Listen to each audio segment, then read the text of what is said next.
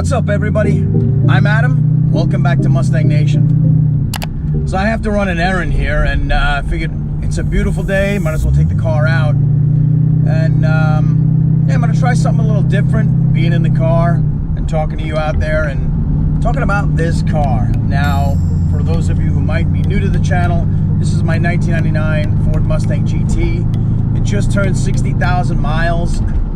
It is an automatic 4R70W car, and we've owned this car now for 19 years.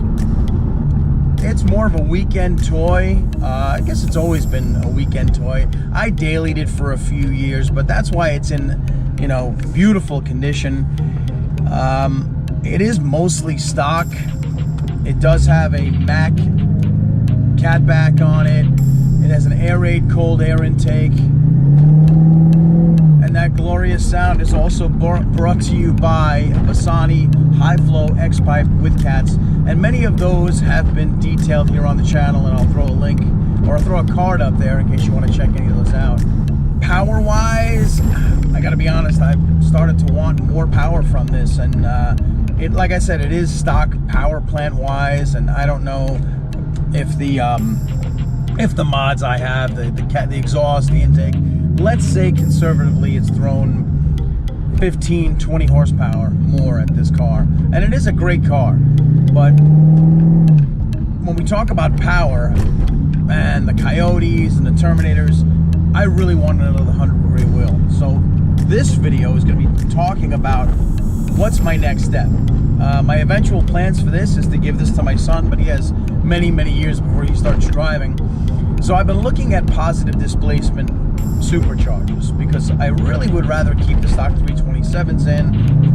I don't want to put a converter in this. I mean, history of me, I've done that. I've chased the power level. I chased the 10-second time slip with a Fox body Vortec car, heads cam intake, 306 car, and it had the power. And then I swapped the automatic out, and I actually put a stick in it because I wanted to enjoy it more.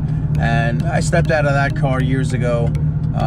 And it was a great car, don't get me wrong. It kind of, you know, defined who I was for a long, long time. And because I modified that car to such extent, this car stayed largely stock, and that's probably the reason that it's in the condition it's in. Hold on. Yeah, she sounds great. And you know, and it looks good. The suspension is pretty much sorted out for me. But as far as the power goes, like I said, I've been looking at positive displacement motor, superchargers. The Celine Series 4 and Series 2 come to mind. I like that because it's so clean under the hood, and it gives you that nice whine, that Terminator style whine. And really, I would like to be around 350 rear wheel. I don't think it's too much to ask. After all, it is a street car, not a race car, and just something you want to get a little more oomph out of. Problem with the Celines is they're tough to find, and support for them is difficult to find as well. I mean, another option has been the Torque Tech kit, which I really do like, and I know that you know, you can find some fairly stock Terminator Eatons and swap it on and be kind of done for about $3,000. That's not bad, and it looks like a really, really great kit. And I know, oh gosh, what was his name? Mustang YouTuber. I really enjoy his content. His buddy Cody has a 2-valve car. Looks like a Terminator, but it's got the Eaton supercharge on it. Oh my gosh, I can totally forget his name, and I watch him all the time. And I apologize, and I'll put the channel name down below. I can't believe I'm brain fart.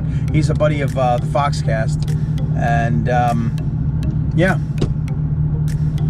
that's an option as well.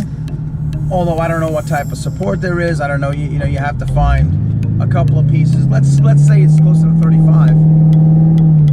A dream would be an intercooled Kenny Bell, and Kenny Bell used to make a non-intercooled 6-pound kit, which was a little bit less expensive than their intercooled, I guess it's 9 to 14-pound kit, and that's like $5,400. I mean, that does come with the booster pump. It does come with injectors. It's a really, really great setup. And in a perfect world, that's what I would go with.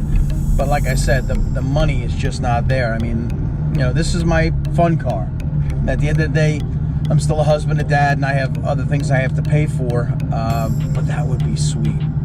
Or do I just leave it alone, and in, you know, X number of years, when my son's ready for this, pick myself up a Terminator, which is what I really, really want. I don't know. Let me know what you think. I mean, I do love this car, and it is in amazing shape. I love the New Edge. I really do like the New Edge Mustangs. I think they're a great looking car, and they will appreciate value, I believe. And you know, if I wasn't going to do this, I'd have to step into an S550. I'm not a huge S197 guy, but you know, the S550, you're talking a lot of money there, and it's quite a jump. But it is, I was going to hit a big bump there. It is a number of years away. So enough of my rambling. I want to know what you think. You know, is it worth supercharging a 2-valve? And I know some of you are going to say, what about the centrifugals? What about the ProCharger, like a P1SC or a Vortec, V2, V3, whatever?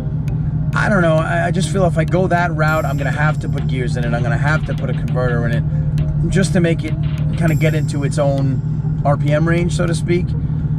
And I kind of don't want to do that, and that's why I'm leaning towards positive displacement blowers. I just think they're really well suited for a stock geared automatic that, honestly, if I took it to the track and it went high 12s, low 13s, I'd be ecstatic.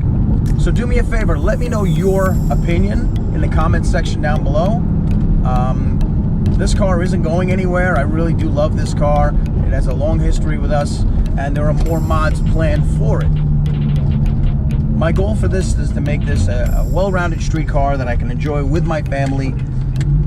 Take to car shows, take it to the track once in a while, either to hang out or maybe even, you know, run it down the track and see how it does. So in any case, thank you so much for watching. Make sure you hit that subscribe button so you can stay on top of all the latest content here on the channel.